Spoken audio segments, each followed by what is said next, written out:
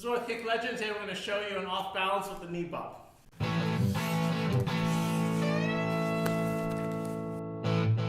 So I'm here at MKG Detroit with Kurt again, and today we're going to show you one of his favorite techniques, which is using the knee from the inside to off balance to set up some striking or takedowns. There's a lot of different ways that we can use the knee offensively, obviously. So instead of just as a striking tool, we're using it it makes sense in my mind that it's somewhere between a strike and a sweep, right? So it's not just hitting for the sake of being percussive, that's great, and it's not just sweeping for the sake of moving and breaking down his structure and off balancing him.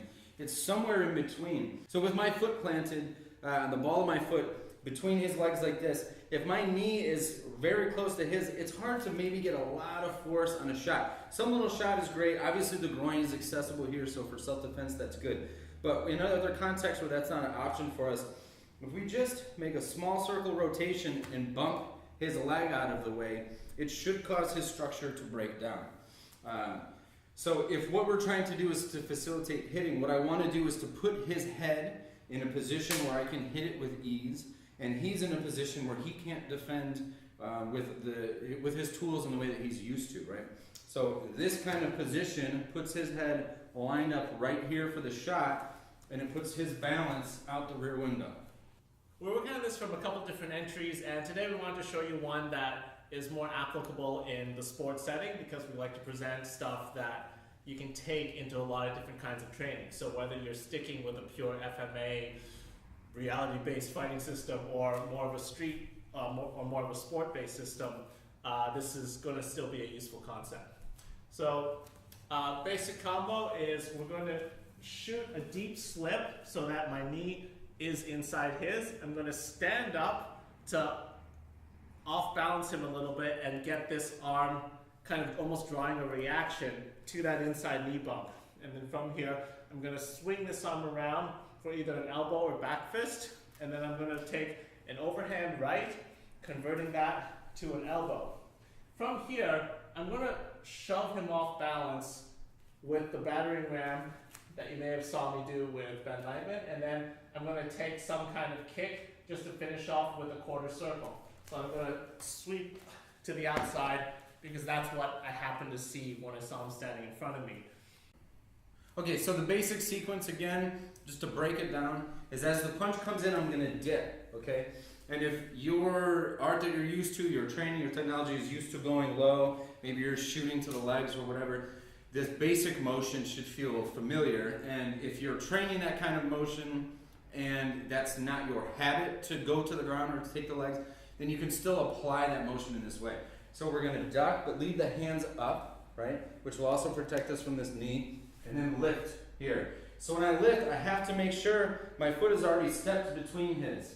I can't have it out here and then step up. I won't have the time. So I'm lifting with my shoulders to move his arm and bumping his leg out. The way that it's usually taught is it's like doing the twist. So you keep the ball of your foot on the ground and bump like this. Now, if his arm is in the way, my left will clear the arm so my right can get to work over top. If his arm has dropped, then the left will hit him, right folding into the right elbow. And when we're here, if this right hand is coming through, then the left at least can deal with that in some way. And then we go from there again based on what your art looks like. If I shoot on the inside, stand up, bump, hit, hit, hit, here.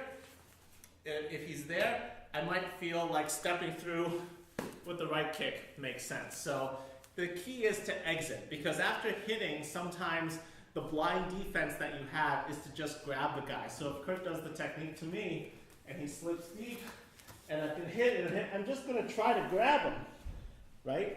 And he might not want to do the sprawl if he can just shove me off balance again before I can get my arms around him. And by the way, you can abort your striking too, right? If halfway through your elbow you realize I'm going for you, you can turn that into a little shove. If you can complete your striking and then I start going, of course, you can do other kinds of defense. So on the jab, he ducks under, he off balances me, hits, hits, hits, and from here, you see, I can't get my arms around him yet. He's going to shove me back with that forearm and then continue circling to the outside.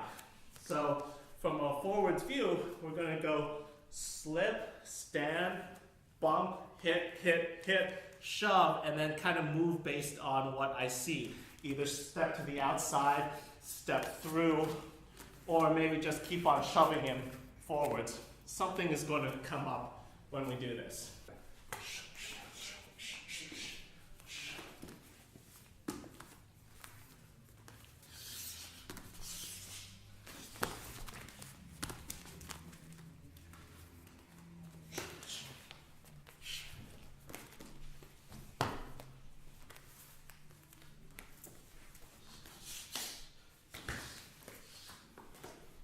So you see, sometimes Kurt is waiting to see what my body's doing so that he can manipulate it. A lot of that's from his Panatukan Filipino silat kind of thing, where he's looking for those off balances, looking for creative ways to apply his knowledge.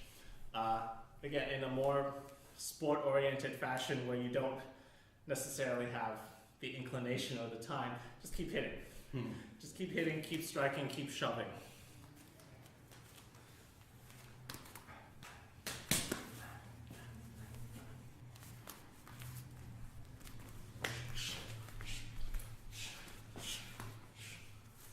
So I hope you enjoyed this lesson. Reminder, March 19th, we're going to have Rick Fay out, hosted by MKG Detroit and MKG Cleveland and David Linda Hatch with Attributive Martial Arts. Please come out and check it out if you can.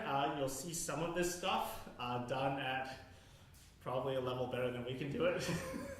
Hope you enjoyed it. Keep your chin down, elevate your striking.